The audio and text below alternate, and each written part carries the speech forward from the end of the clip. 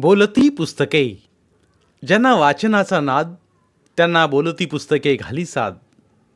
आमचं channel subscribe करा आणि सबस्क्राईब करायला इतरांनाही सांगा. नमस्कार श्रोते मित्र हो. बोलती पुस्तके सादर करीत आहे लेखिका उर्मिला पवार लिखित आत्मकथन हैदान, प्रकरण 19. त्यानंतर प्रेमाचा ज्वर थोडा कमी होऊन मी अभ्यास वगैरे करू लागले. पण प्रेम ज्वर मलेरियासारखा दडी मारून पुन्हा पुन्हा डोकं वर काढतो आणि हुडहुडी भरतेच. माझं तसंच झालं. एक दिवस मी कशाला तरी सकाळीच बाजारात गेले असता वाटेवर असलेल्या हरिश्चंद्राच्या खोलीकडे वळले. खोली रस्त्याला लागून होती. मी पाहिलं तर खोलीच्या दारावर 2 पोलीस आणि काही लोक उभे होते. पोलिसांना बघून मला भीतीच वाटली. मी पुढे होऊन पाहिलं तर पोलीस आत उभ्या असलेल्या हरिश्चंद्राची जबानी घेत होते. हरिश्चंद्र डोळे पुसत रडत रडत काहीतरी सांगत होता, दाखवत होता. मला थडकीच भरली. काय झालं, काय झालं? मी पुढे होऊन हरिश्चंद्राला विचारलं. आपला मोहन गेला, तो म्हणाला आणि हुंदके देऊन रडायला लागला. गेला म्हणजे? कसा गेला? काय झालं? कुठे गेला? मी खोलीत इकडे तिकडे पाहत गोंधळून विचारलं. हरिश्चंद्र माझ्या प्रश्नाला उत्तर न देता पोलिसांना सांगत होता. काल त्याचा गुरुवार होता, उपवास होता. त्यानं दिवसभर काही खाल्लं नाही. काल रात्री चिंचखरीला दत्त मंदिरात जाऊन दत्ताचं दर्शन घेऊन मगच तिथं उपवास सोडायचा, असं त्याचं ठरलं होतं. दत्त जन्मानिमित्तानं त्याच्या ऑफिसमधले बरेच लोक चिंचखरीला जाणार असं म्हणाला होता मला. नेहमीप्रमाणे तो इतरांसारखं होळीतून तिथं जाणार हे ठरलेलं होतं. पण 2-3 असा अविचार करतील असं वाटलं नव्हतं. पोलीस जबानी लिहून घेत होता. पण हरिश्चंद्राच्या त्या अर्धवट बोलण्यानं माझ्या डोक्यात काही प्रकाश पडला नाही. दारावर बाजूच्या खोलीतल्या 1-2 बायका उभ्या होत्या. मी त्यांच्याजवळ जाऊन त्यांना विचारलं. तेव्हा मला घडलेला प्रकार कळला. मोहन आणि त्याच्या ऑफिसातले 3-4 ऑफिस सुटल्यावर चिंचखरीला जाण्यासाठी राजीवड्याला गेले. ते तिथून चिंचखरीकडे जाणाऱ्या होडीत बसणार होते. पण त्या दिवशी भाविकांची खूप गर्दी असल्यानं बराच वेळ थांबूनही त्यांना होडी लवकर मिळाली नसती. होडीच्या 4-5 फेऱ्या झाल्यावर त्यांचा नंबर येऊन देवळात पोचायला उशीर झाला असता. म्हणून कोणीतरी सुचवलं की भाट्याकडून चिंचखरीकडे जायला खाडीतून एक बंधारा बांधलेला आहे.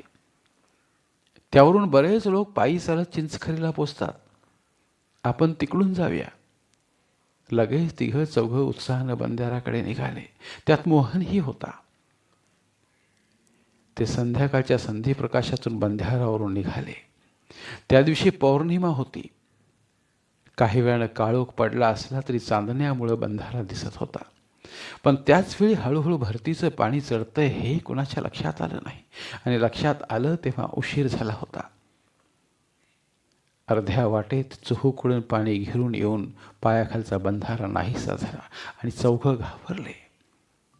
त्यातल्या 2 पोहता येत होतं. ते कसेबसे पोहत निघाले. एक जण चालता चालता चिखलात गेला. त्याला हात द्यायला मोहन गेला आणि 2 चिखलात दिसेनासे झाले. पोहत चिंचखरीला कसेबसे गेलेले आणि ते सर्व पोलिसांना सांगितलं. तोपर्यंत पहाट झाली होती. पोलिसांची सूत्र हलवून भरती आलेल्या खाडीत होडीतून फिरून आता ते जिवंत सापडणार नाहीत ही खात्री झाल्यावर पोलीस मोहनच्या खोलीवर हरिश्चंद्रची जबानी घेत होते.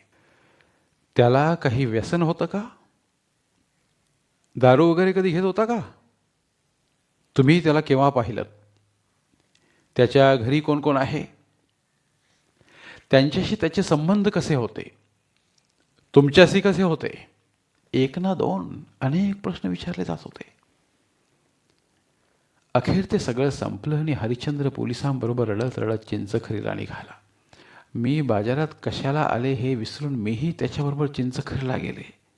पोलीस तिकडे पोचल्यावर खाडीत उतरून प्रेतांचा शोध घेत होते आणि काठावर झाडाखाली आम्ही सगळे उदास होऊन बसलो होतो. मला मोहनचा चेहरा डोळ्यांसमोर दिसत होता. मी एक दोनदा खोलीवर आले तेव्हा तो माझ्याशी फारसं बोलला नाही, पण हरिश्चंद्राची चेष्टा खूप करायचा. त्याचे आई वडील भाऊ राजापूरला होते. त्यांच्याकडे निरोप केला होता. त्याच्याबरोबर गेला दुसरा मित्र आई वडिलांचा एकुलता एक मुलगा होता, 5 बहिणींच्या पाठीवर झालेला, असं लोक आजूबाजूला बोलत होते, हळहळत होते.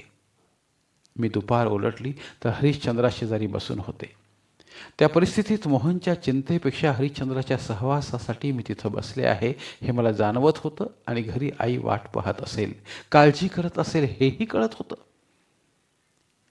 तपासाचं काम किती वेळ चालेल, हरिश्चंद्र कधी परतेल, ते सगळं अनिश्चित होतं. त्यामुळं अखेर मी परत निघाले. घरी पोचले तेव्हा फार संध्याकाळ झाली होती. त्यावेळी भावानं रागानं मला 2-3 तडाखे मारले. आईनं शिव्या दिल्या. त्यावेळीही मी तोंडातून ब्र न काढता मुकाट्यानं चुलीशी बसून राहिले. आताही मला मोठ्यानं रडावंसं वाटत होतं. आता आई भाईला पत्र पाठवायची, त्यात मंजुळासाठी लवकरच एखादा मुलगा बघ असं वारंवार लिहू लागली. भाईनंही 1-2 स्थळं बघितली. एकाला गावाला पाठवलं. L.K. तांबे नावाचा एक काळा सावळा धिप्पाड शरीरयष्टी असलेला तरुण मुंबईहून ताईला बघायला आला. तो BA LLB झालेला होता, हुशार होता. तिला वकिली करणारा आणि पुढे जज वगैरे होणारा नवरा हवा होता. तसं तिचं स्वप्न होतं. L.K. तसाच होता, पण तो नोकरी करणारी बायको करून स्वतः समाजकार्याची झोळी गळ्यात अडकवणार नव्हता. त्यामुळे तिने त्याला नाकारलं. वकील, जज वगैरे शब्द खरं तर आमच्या समाजाच्या तर्काबाहेरचे होते, पण ताईची एक मैत्रीण मंदा रेगे, हिचे वडील वकील होते. त्यांच्या बंगल्यावर ताई जायची तेव्हा ते स्वप्न तिच्या डोळ्यात उतरलं असावं. आमच्याकडच्या फुलझाडांच्या फांद्या वगैरे घेऊन मलाही ताई मंदाताईकडे पाठवत असे, पण तिच्या आईनं कौतुकानं पाठीवर फिरवला हात आणि हातावर ठेवली खोबऱ्याची वडी याचं अप्रूप घेऊन मी परतत असे. ताई आमच्या बाबांसारखी धोरणी, व्यवहारी, विलक्षण महत्वाकांक्षी होती. आई म्हणायची, माझी ही लेक उडत्या पक्षाची पिसं किती हे सांगील आणि तुला मेलेल्याची सुधीक मोजता येणार नाहीत. मी ताईविषयीच्या कौतुकानं हेच वाक्य पुढे माझ्या नवऱ्याला सांगितलं तेव्हा पिसच्या जागी त्यानं अश्लील शब्द टाकला आणि पुढं अनेकदा ते वाक्य माझ्यावर उलटवलं. असो, ताई चेहऱ्यानं नाकीडोळी रेखीव होती, पण रंगानं काळी सावळी, अंगानं हडकुळी, उंचीही ठेंगण्यात जमा, 2 दात पुढे आलेले, थोडीशी बाबांच्या वळणाची. मी मात्र हुबेहूब आईची प्रतिकृती. आत्ताच्या रत्नागिरी जिल्ह्यातल्या दलित समाजातली ती पहिली मॅट्रिक झालेली मुलगी होती. शिक्षण, नोकरी आणि खात्यापित्या सुशिक्षित घरची सोयरीक हे भांडवल असूनही बहिणीला मनासारखा मुलगा सापडत नव्हता. मुंबईसारख्या ठिकाणी शिकलेले पोरगे आहेत, तिथं तिला हवा तसा नवरा मिळेल या विश्वासानं भावानं तिला असलेली नोकरी सोडायला लावून मुंबईला नेलं. त्यावेळी नोकऱ्या अगदी झाडाला लागल्यासारख्या मिळत. एम्प्लॉयमेंट एक्सचेंजमध्ये नाव नोंदवून रजिस्टरचं पान हरवलं की शिकलेले दलित उमेदवार कमी असल्यानं 3-4 नोकऱ्यांचे कॉल टपाटप हातात पडत. कुणाच्याही चिठ्ठ्या चपाट्या विना गरिबीची कणव येऊन कुणीही कुणालाही कुठलेही चिकटवायचं. बहिणीलाही मुंबईत गेल्या गेल्या एक नोकरी मिळाली आणि थोड्या दिवसांनी एक सनसनाटी उत्कंठापूर्ण बातमी घेऊन आमचा एक नातेवाईक मुंबईहून आमच्याकडे आला. बातमी अशी होती की माझी बहीण फोर्टमध्ये ऑफिसात होती. तिथं 1 तारखेला पगार होऊन ती आणि तिची मैत्रिणीच्या भावासह कॉटन ग्रीनला घरी जाण्यासाठी व्हीटीला बसस्टॉपवर थांबली. संध्याकाळची ऑफिस सुटण्याची वेळ असल्यानं बसस्टॉपवर प्रचंड गर्दी होती. 1-2 बस सोडल्यानंतर तिघं एका डबल डेकरमध्ये कशीबशी शिरली.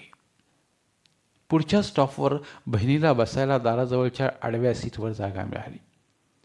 पुढे असलेला कंडक्टर तिकीट फाडत मागे आला. मैत्रिणीच्या भावानं पैशासाठी खिशात हात घातला आणि ओरडला, कंडक्टर, बस थांबवा, बस थांबवा, माझा खिसा कोणीतरी कापला आहे. आत्ताच माझं पाकिट नाहीसं झालंय. कुणाला उतरू देऊ नकाच, कोणाला उतरू देऊ नका. कंडक्टरनं बस थांबवली आणि दरवाजा अडवला. खिसा कापणाऱ्या चोराची कोंडी झाली. तसे तो साळसूदपणाचा आव आणत म्हणाला, अरे भाई, ए देखो तुम्हारा पाकिट इधर गिरा था. त्यानं तसं म्हणताच पाकिट घेऊन मैत्रिणीचा भाऊ आणि इतर लोक त्या चोरावर तुटून पडले. गुद्दागुद्दी, हाणामारी, ठोसेगिरी सुरू झाली. एकच गोंधळ उडाला. माझी बहीण अवाक होऊन हे सारं बघत होती. तोच कुणाचा तरी ठोसा तिच्या तोंडावर पडला आणि तिचे पुढचे दोन्ही दात निकळून पडले. तिची साडी रक्तानं माखली. आता लोकांनी चोराला सोडून बहिणीला धरलं. जवळच्या दवाखान्यात नेऊन उपचार करून घरी पाठवलं. आता काही दिवसांनी तिला नकली दात बसवायचे आहेत. नातेवाईक म्हणाला. बातमी संपली. आम्ही सारे थोडा वेळ अवाक झालो. मग एकाएकी आई रडायला लागली. त्या मेल्याचा ठोसा माझ्या पुरीच्या नाकावर नाही तर डोल्यावर बसला असता तर काय झालं असतं. या कल्पनेने ती अधिक रडत होती आणि मला दात आत गेलेला बहिणीचा सुंदर चेहरा आणि तिच्या लग्नाचा सुकर झालेला मार्ग दिसून आनंद होत होता. आणि प्रश्नही पडत होता की त्या कथानकातलं किती खरं किती खोटं. मात्र त्यानंतर बहिणीचं लग्न लगेच जमलं हे खरं. ताई हायस्कूलमध्ये जाऊ लागली आणि तिनं आपल्या ब्राह्मण मैत्रिणींचे ब्राह्मणी रीतिरिवाज उचलले. प्रथम तिनं आईला आई म्हणायला सुरुवात केली. वहिनीला आम्ही अगं तुगं म्हणत असू ते तिनं आम्हालाही आहो जाहो असं सन्मानपूर्वक म्हणायला लावलं. त्या ब्राह्मणी संस्कारानं ती इतकी झपाटली की प्रभाची आई नवऱ्याला आपण म्हणायची, म्हणून पुढे ताईसुद्धा लग्न झाल्यावर नवऱ्याला आपण वगैरे म्हणू लागली. आवश्यकते पलीकडे दुसऱ्याला किंमत दिली की आपली आपोआप कमी होते. तसं होऊन पुढे हे सगळं तिला जड गेलं हा भाग वेगळा. तिनं नोकरीला लागताच आपल्या पगारातून आमच्या आवारात दगडाचा बंदिस्त संडास बांधून घेतला. तोपर्यंत आम्ही आमच्या पाठीमागच्या जंगलात वाहणाऱ्या पर्ह्यावर जात असू.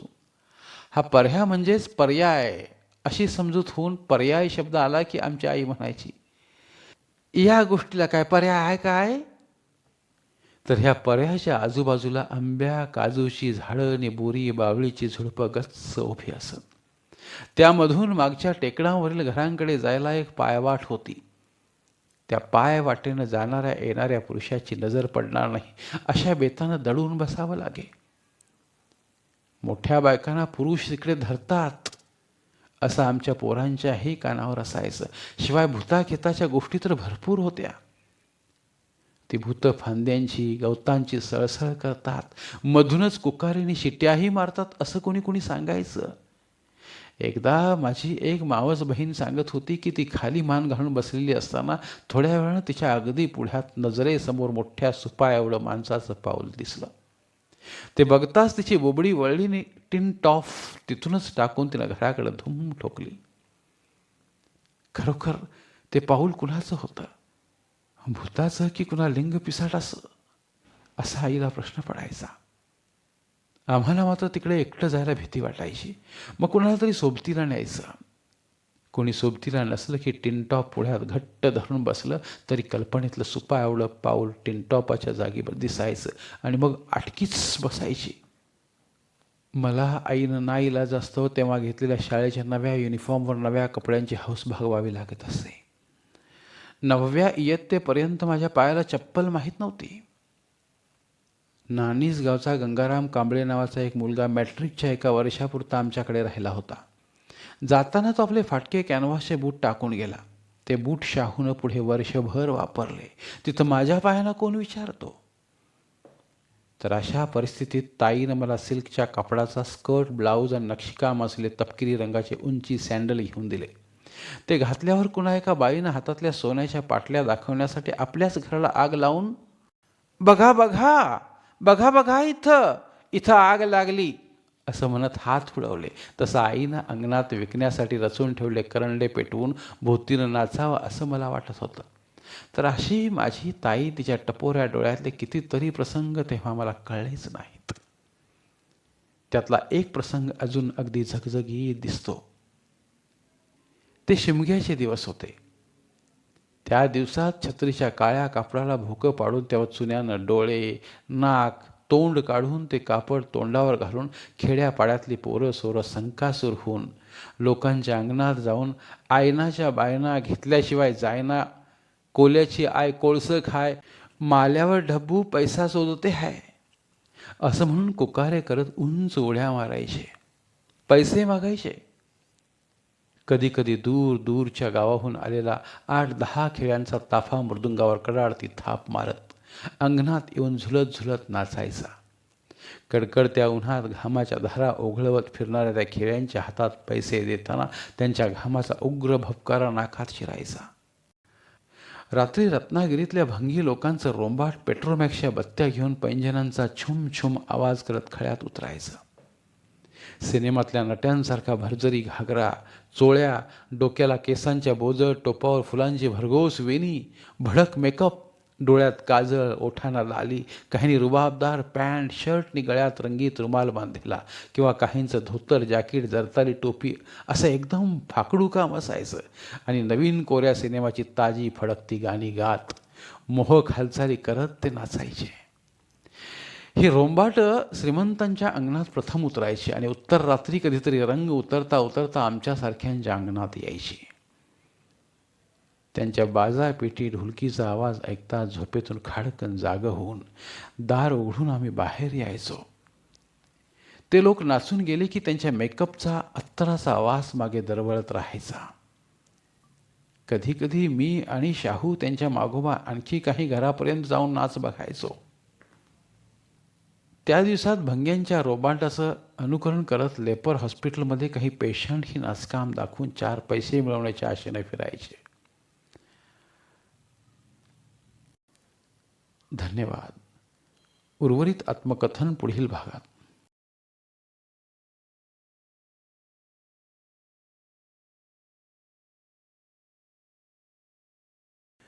धन्यवाद. प्रिय श्रोते मित्र हो, आपल्यासाठी एक आवाहन. आमच्या चॅनलच्या प्लेलिस्ट विभागात तुमच्यासाठी शेकडो कादंबऱ्यांचे ऑडिओ बुक्स उपलब्ध आहेत. तिथे प्रत्येक कादंबरीचे सर्व भाग एकत्रित मिळतील. त्यामुळे सध्या सुरू असलेल्या क्रमशः कादंबरीच्या पुढील भागासाठी वाट पाहण्याची गरज नाही. तुमच्या वेळेनुसार तुम्ही संपूर्ण कादंबरी सलगपणे ऐकू शकतात आणि साहित्याचा आस्वाद घेऊ शकता. कृपया आमच्या चॅनलच्या होमपेजवर जाऊन प्लेलिस्ट चेक करा आणि तुमची आवडती कादंबरी निवडा. धन्यवाद.